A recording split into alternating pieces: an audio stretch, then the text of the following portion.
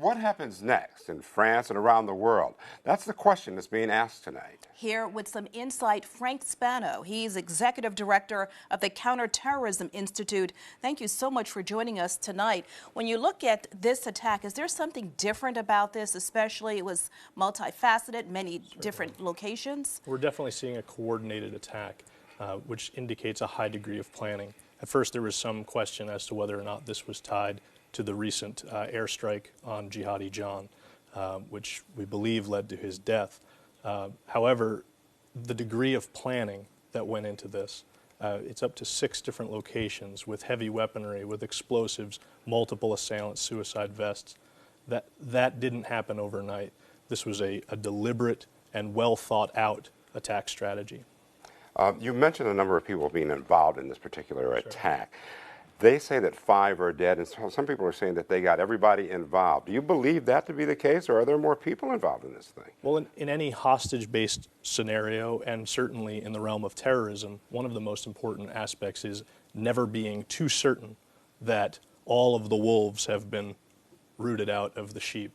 And that's why the great degree, the lockdown on France in its entirety, the lockdown on the particular venues where the attacks occurred, those are essential steps in order to prevent the potential for other assailants. One of the greatest difficulties, and certainly one of the underlying issues with terrorism and the fight for counterterrorism, is the inability to differentiate. This is not a uniformed force, as we well know. These are individuals who are motivated by an ideological perspective, and we're fighting an ideology, a very asymmetric force.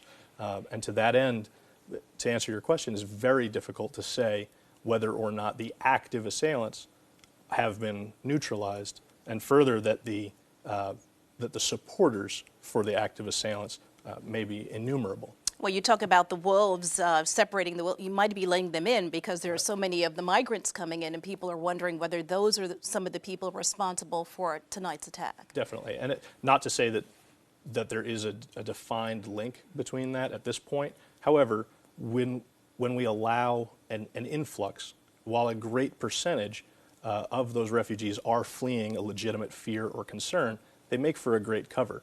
It takes enough sheep to hide the wolves. And in this case, I believe that we may have already seen that with Charlie Hebdo and with this attack, and it's only a matter of time for others, unfortunately. Real quick now, is it much more difficult to protect ourselves than it was around 9/11? Yes, I think so. We've moved into a more reactionary state. Action always is faster than reaction, and we need to keep that in mind moving forward. Frank, thank you very much. Appreciate it. Thank you.